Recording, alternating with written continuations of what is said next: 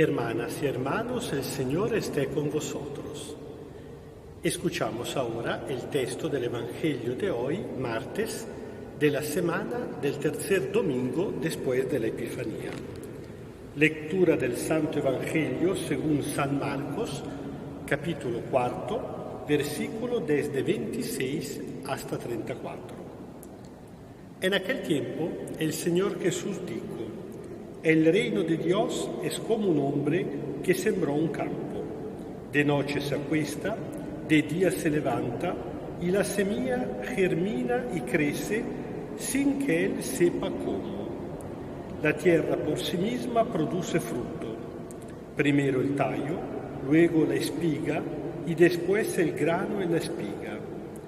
En cuanto el grano madura, mete la hoz, porque ha llegado la cosecha.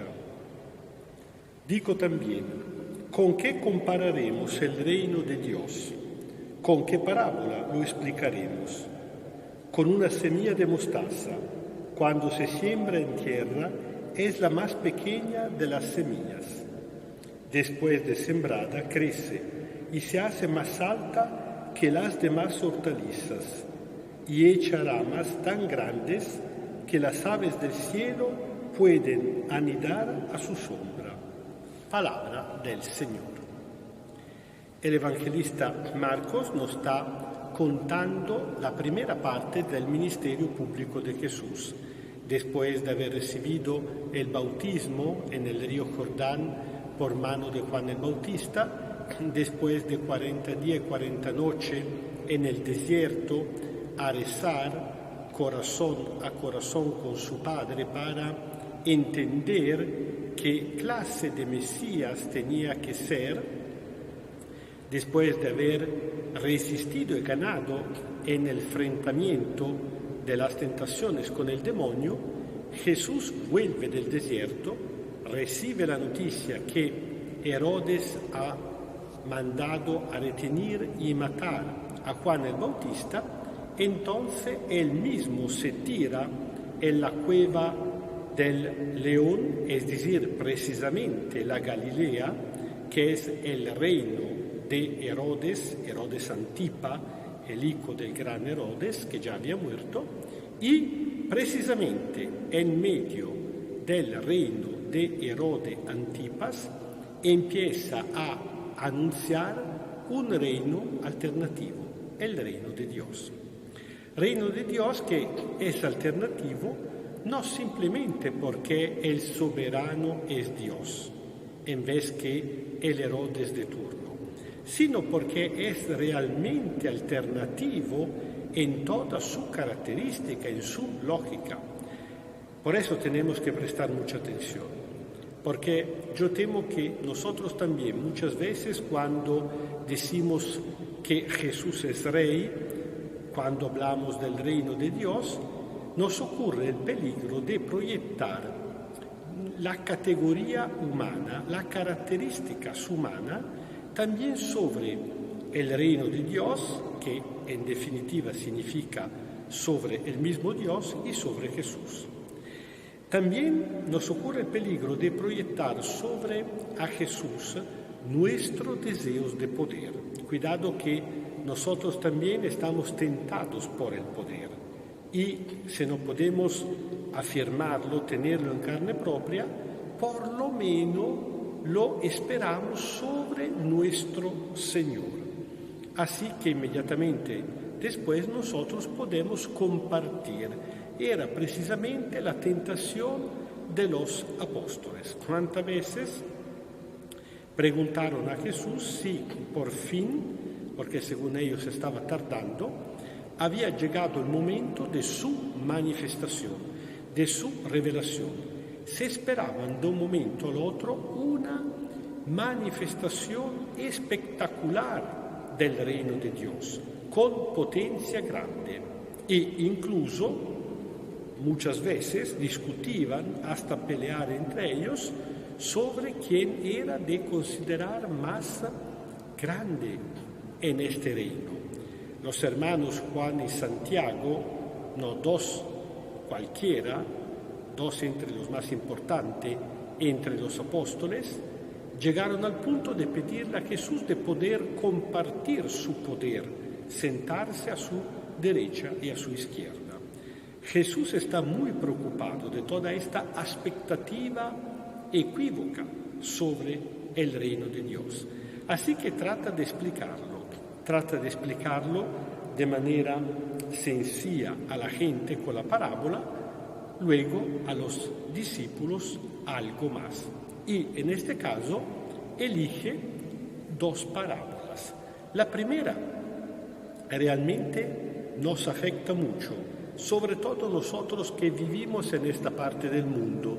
Yo diría sobre todo nosotros los milaneses, que tenemos entre muchas virtudes, pero no toca a nosotros decir esto, unos defectos muy conocidos, entre otros el eficientismo, la tentación de trabajar mucho, de pensar que todo dependa de nuestro trabajo. Así que esta primera parábola realmente nos pone en una situación un poco incómoda, porque escuchar a Jesús que dice que el reino de Dios es como un hombre que sembró un campo y luego no tiene que hacer nada hasta el momento que viene la cosecha, porque cómo crece el reino de Dios no depende de él. Y uno dice, bueno, entonces yo soy inútil, aquí que estoy a hacer qué cosa. Bueno, ¿qué es lo que quiere decir Jesús con esta parábola? No quiere invitar a la pereza. Cuidado que eficientismo y pereza son las dos tentaciones extrema, contrapuesta, pero es muy fácil caer en una o la otra. El equilibrio siempre es una cosa difícil que uno puede lograr solamente por medio de la sabiduría. En contra la tentación del eficientismo, pero sin caer en la pereza, Jesús nos quiere recordar antes que nada que el reino de Dios es obra de Dios. Nosotros tenemos que servir a Él que es el sembrador, servir a Él que sigue anunciando la palabra, servirlo precisamente como ya sabemos, anunciando la palabra en toda ocasión, sirviendo a los demás, solidarizándonos, viviendo la comunión dentro de la comunidad y proponiendo un modelo de sociedad alternativa al mundo. Pero el reino de Dios no depende de todo esto. Jesús no quiere decir que tenemos que hacer nada, no quiere tentarnos con la pereza, nos quiere pero regalar el consuelo y la serenidad de quien sabe que puede trabajar de manera serena porque, a pesar de todo, el resultado final, el logro no depende de él, es obra de Dios. Nosotros tenemos que trabajar sí por el reino de Dios, pero con esta gran serenidad de fondo, con esta paz. El resultado depende solamente de Dios. El reino de Dios es principalmente obra de Dios. Secundariamente, parece que en esto está respondiendo precisamente a las expectativas equivocadas de los apóstoles. Dice que el reino de Dios es como la más pequeña entre las semillas, precisamente la semilla de mostaza, tan pequeña que parece no tenga ningún valor, que parece insignificante. Y cuando Jesús la ha sembrada, bueno, esta crece poco a poco sin hacer ruido. Imagínense por gente que le estaba pidiendo casi todos los días, pero Señor, ¿cuándo te dará la gana de estrenar el reino de Dios? ¿Cuándo te revelarás con todo tu poder, con toda tu potencia? ¿Cuándo vamos a hacer un ruido que se darán cuenta todos de lo que por fin has venido a realizar, el reino de Dios? Jesús le dice nada de todo esto. El reino de Dios aparentemente es tan pequeño de parecer insignificante. Crece de una forma tan ligera, suave, que ni siquiera la gente se da cuenta si no está atenta. Si uno es distraído, muchas veces no se da cuenta de lo que está pasando, de cómo el reino está creciendo. A mí esta cosa me llama mucho la atención, porque muchas veces escuchamos queja de gente que dice: ay, ya no hay religión, ay, los jóvenes de hoy en día ya no son como lo eran lo de una vez.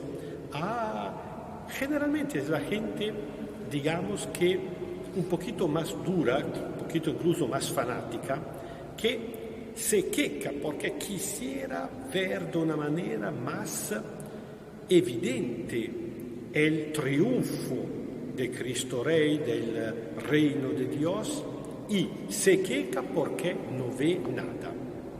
Esta gente se considera a sí misma llena de celo y por eso incluso con más fe que los demás.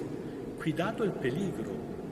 Al contrario, no logran ver el reino de Dios que está creciendo precisamente porque tienen poca fe, porque no miran con los ojos de la fe. Recordamos un episodio. Mientras Jesús está hablando con la mujer de Samaria y los discípulos se fueron a comprar la comida.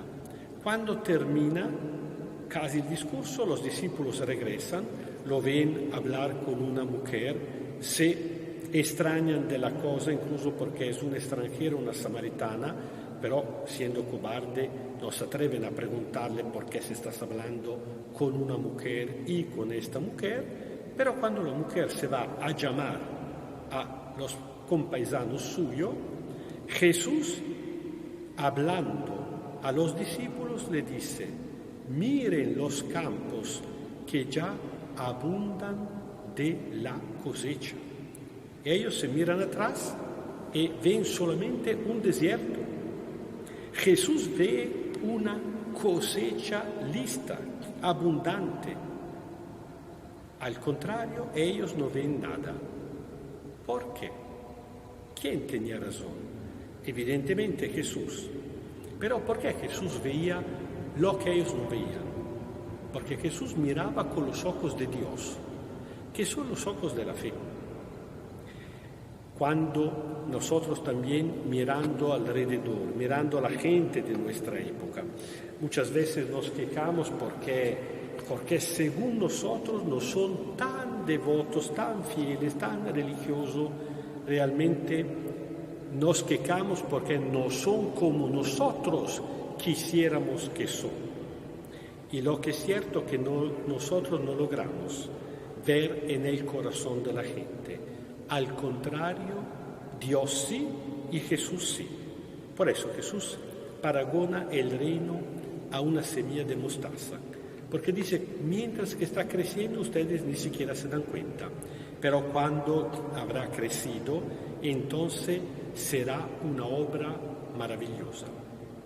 De vez en cuando, de hecho, nosotros nos extrañamos que encontramos personas que no se sabe de dónde vienen, de dónde ha crecido, tal vez ni siquiera han crecido dentro de la iglesia, que hacen cosas extraordinarias, precisamente a confirma de la palabra de Jesús. El Señor esté con vosotros. Kyrie eleison, Kyrie eleison, Kyrie eleison. Os bendiga Dios Todopoderoso, Padre, Hijo y Espíritu Santo. Amén. Nosotros también vamos por el mundo sabiendo que el mundo es el campo de Dios, pidiendo al Señor Jesús que nos dé ojos para ver la semilla bonita que Él ha sembrado en todos los corazones.